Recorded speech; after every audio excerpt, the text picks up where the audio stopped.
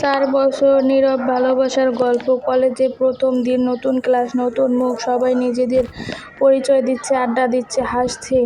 কিন্তু ক্লাসে একেবারে শেষ বেঞ্চে বসেছিল একটি শান্ত মেয়ে, মেঘলা। কারোর সঙ্গে তেমন কথা বলতো না, মাথা নিচু করে ক্লাস করতো, নোট লিখতো আর ঘন্টা শেষ হলে চুপচাপ বেরিয়ে যেত। ক্লাসের জনপ্রিয় ছেলে ছিল অর্ণব। পড়াশোনা, খেলাধুলা, সাংস্কৃতিক অনুষ্ঠান সবখানে সে সবার প্রিয়। মেঘলাকে সে প্রায় কখনো লক্ষ্য করত না,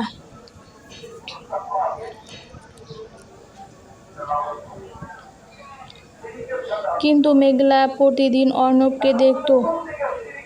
সে কথা বলতে পারত না, সাহস পেত না, তাই বাড়ি ফিরে প্রতিদিন একটি ডায়েরি খুলে লিখত। আজ অর্ণবের নীল শার্ট পরে এসেছে, খুব হাসছিল। ওর হাসিটা দেখলে আমার দিনটা ভালো হয়ে যায়। এভাবে প্রতিটি অনুভূতি সে ডায়েরির পাতায় জমা হতে লাগলো। 4 বছর কেটে গেল, গ্রাজুয়েশন শেষ হয়ে গেল, সবাই নিজেদের স্বপ্নের পথে ছড়িয়ে পড়ল। অর্ণব চাকরির পরিস্থিতি নিয়ে ব্যস্ত হয়ে গেল, মেঘলাও কোথায় যেন হারিয়ে গেল। একদিন কলেজের রিউনিয়নের আমন্ত্রণ এলো। অর্ণব অনেক দিন পর কলেজে গেল পুরনো বন্ধুদের সঙ্গে আড্ডা দিতে। সে জানতে পারল মেঘলা আসেনি। তখন তাদের এক বান্ধবী নীলা চুপচাপ একটি মুড়ানো প্যাকেট অর্ণবের হাতে দিল। এটা তোমার জন্য রেখে গিয়েছে, বলেছিল যদি কোনোদিন অর্ণব জানতে চায় তখন দিও। অর্ণব অবাক হয়ে প্যাকেটটি খুলল। ভেতরে একটি পুরনো নীল ডায়েরি। প্রথমে পাতায় লেখা, প্রিয় অর্ণব, হয়তো কোনোদিন তুমি এই ডায়েরি পড়বে। যদি পড়ো জেনে নিও আমি তোমার প্রথম দিন থেকেই ভালোবাসতাম, কিন্তু তোমার জীবনে কোনো ঝামেলা চাইনি, তাই কখনো কিছু বলিনি। অর্ণবের হাত কেঁপে উঠতে লাগলো।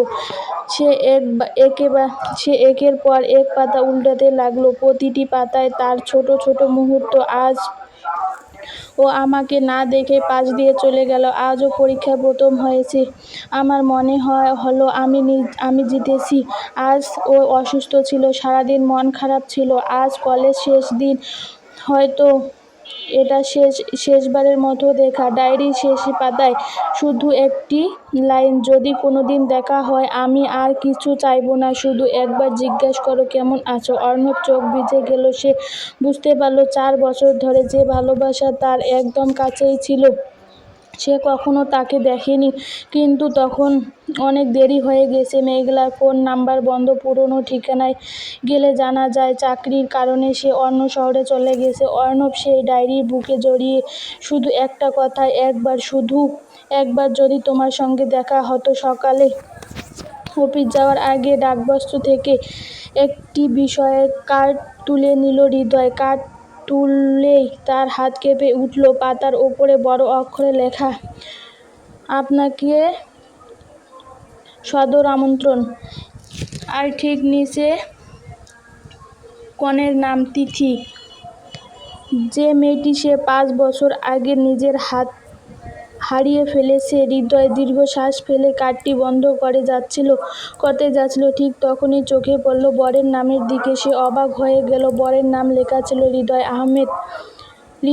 হৃদয় হতভম্ব। এটি কিভাবে সম্ভব? এ তো আমার নাম। সে ভেবেছিল হয়তো কাকতালীয়, কিন্তু কার্ডের ভেতরে লেখা ঠিকানাও তার নিজের বাড়ি। সে দ্রুত মা-বাবার কাছে ছুটে গেল। বাবা শান্তভাবে বলল, হ্যাঁ, এই বিষয়টা আমরা ঠিক করেছি। হৃদয় বিস্ময়ে বলল, কিন্তু তিথি, ও তো আমাকে ছেড়ে চলে গিয়েছে। মা মৃদু হেসে বলল, না বাবা, ও তোমাকে ছেড়ে যায়নি। তারপর ধীরে ধীরে বেরিয়ে এলো 5 বছরের পুরনো সত্যি। হৃদয় বিদেশে চাকরির সুযোগ পেয়েছিল। সে ভেবেছিল তিথি তাকে আটকাবে, তাই না জানিয়ে চলে গিয়েছিল। তিথি অনেকবার যোগাযোগ করার চেষ্টা করেছিল, কিন্তু হৃদয় নাম্বার বদলিয়েছিল। অভিমান নিয়ে সে আর কখনো বিরক্ত করেনি। 5 বছর পর 2 পরিবার একে আত্মীয়র মাধ্যমে আবার তাদের কথা উঠে এলো। তিথি প্রথম রাজি হয়নি। সে শুধু একটা প্রশ্ন করেছিল, হৃদয় কি সে সত্যি বিয়ে করতে চায়? সব সত্যি জানার পর হৃদয় নিজের তিথির সঙ্গে দেখা করতে গেল। তিথি শান্ত গলায় বলল, এবারও যদি কিছু না বলে চলে যাও, আমি অপেক্ষা করব না। হৃদয়ের চোখ ভিজে উঠল। সে প্রথমবারের মতো তিথির হাত ধরে বলল, 5 বছর আগে ভুল করেছিলাম, এবার আর তোমাকে হারাতে চাই না। তিথি হেসে বলল, তাহলে এবার বিয়ের কার্ডে লেখা নামটি সত্যি হোক। 1 মাস পর সে একই বিয়ে কার্ডে হাতে নিল। হৃদয় মঞ্চে দাঁড়িয়েছিল। এবার আর কোনো ভুল বোঝাবুঝি নয়। চারপাশে করতালি আর তিথির মুখে সেই হাসি, যার জন্য 5 বছর অপেক্ষা সার্থক হয়ে গেল। আজ রাত প্রায় 2টা। প্রচণ্ড বৃষ্টির মাধ্যমে সড়ক দুর্ঘটনায় গুরুতর আহত হয়ে হাসপাতালে ভর্তি হয় শাওন। জ্ঞান ফেরার পর দেখল, প্রতিদিন সকালে একজন নার্স এসে চুপচাপ তার ওষুধ খাবার দেয় আর হাসি মুখে বলে, আজ কেমন আছো? নার্সটির নাম ইরা। কয়েকদিনের মধ্যে দুজনের মধ্যে বন্ধুত্ব হয়ে গেল। শাওন প্রতিদিন ইরার জন্য অপেক্ষা করত, কিন্তু ইরা কখনো নিজের ব্যক্তিগত জীবনের কথা বলতো না। একদিন শাওন মজা করল, আমি যদি সুস্থ হয়ে চলে যাই, তাহলে কি একদিন কফি খেতে যাবে আমার সঙ্গে? ইরা একটু হেসে বলল, সেদিন এলেই উত্তর দিব। শাওন মনে নতুন আশা জন্ম নেয়। 1 মাস পর শাওন পুরোপুরি সুস্থ হয়ে হাসপাতাল থেকে ছুটি পেল। ছাড়পত্র নেওয়ার আগে সে ইরাকে খুঁজতে লাগলো, কিন্তু সবাই অবাক হয়ে বলল, এখানে ইরা নামে কোনো নার্স নেই। শাওন ভেবেছিল হয়তো অন্য শিফটে আছে। সে রিসিপশনে গেল। সেখানে পুরনো স্টাফদের একজন দীর্ঘশ্বাস ফেলে একটি ছবি দেখল। ছবিটি সেই একই মেয়ে। লোকটি ধীরে ধীরে বলল, এটা ইরা, কিন্তু 3 বছর আগে হাসপাতালে মারা গিয়েছেন। শাওন মাথা ঘুরে উঠল, অসম্ভব, আমি তো প্রতিদিন ওর সঙ্গে কথা বলেছি। লোকটি বলল, যদি কখনো অজ্ঞান ছিল, তোমার পাশে প্রতিদিন একজন মেয়ে বসে থাকতো। আমরা ভেবেছিলাম সে তোমার আত্মীয়, কিন্তু একদিন হঠাৎ সে আর আসেনি। শাওন কাপা হাতে ছবির পেছনে একটি লাইন পড়ল, যাকে ভালোবাসতাম সে যেন বেঁচে থাকে, এটাই আমার শেষ প্রার্থনা। ঠিক তখনই একজন বৃদ্ধ এসে দাঁড়ালো। ইরা মা। তিনি একটি পুরনো চিঠি শাওনের হাতে দিয়ে বলেছেন, দুর্ঘটনার রাতে আমার মেয়ে তোমাকে বাঁচাতে নিজের রক্ত দিয়েছিল, কিন্তু অতিরিক্ত রক্তক্ষরণ ও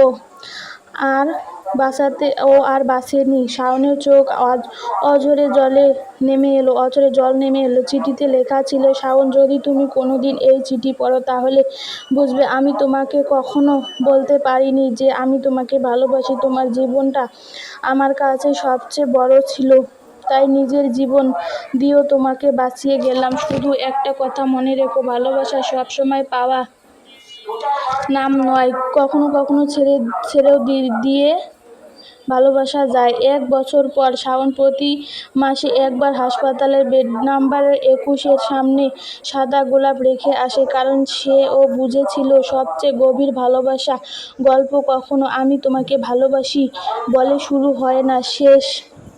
2015 সালে কলেজের শেষ দিন। অভি অনেক সাহস করে একটি চিঠি লেখে নন্দিনীকে। চিঠিতে মাত্র 3টি লাইন ছিল, তো আমি তোমাকে ভালোবাসি। যদি তোমার উত্তর হ্যাঁ হয়, তাহলে আগামী শুক্রবার বিকাল 5টায় কলেজের পুরনো বটগাছের নিচে এসো, আমি অপেক্ষা করব।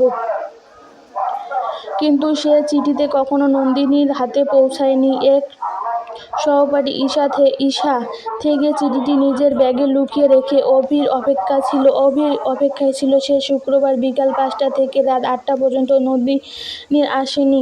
অভি ভেবেছিল সে হয়তো প্রত্যাখ্যান করেছে। নন্দিনী ভাবল অভি তাকে কখনো ভালোবাসেনি। দুজনের পথ আলাদা হয়ে গেল। 10 বছর পর পুরনো বই গুছাতে গিয়ে সে সহপাঠী মেয়ে একটি হলুদ হয়ে যাওয়া খামের খোঁজ পেল। সে অবাক হয়ে জিজ্ঞাসা করত, বহু বছর? অপরাধবোধ ভেঙে পড়ল তিনি। পরের দিন তিনি নন্দিনীর ঠিকানা খুঁজে বের করে চিঠিটি পৌঁছে দিল। নন্দিনী কাপা হাতে খাম খুলল। কাগজটি পুরনো ছিল, লেখা একটি স্পষ্ট ছিল। চিঠিতে পড়তেই তার চোখ ভিজে গেল। সে ফিসফিস করে বলল, অভি, তুমি তাহলে সত্যি আমাকে ভালোবাসতে? চিঠির নিচে লেখা ছিল তারিখ। স্তব্ধ হয়ে গেল। 10 বছর আগের তারিখ। নন্দিনী অনেক খোঁজাখুঁজির পর জানতে পারল অভি এখন অন্য শহরে একজন স্তম্ভিত সে একদিন হঠাৎ অভির অফিসে চলে গেল। অবাক অভি তাকিয়ে রইল।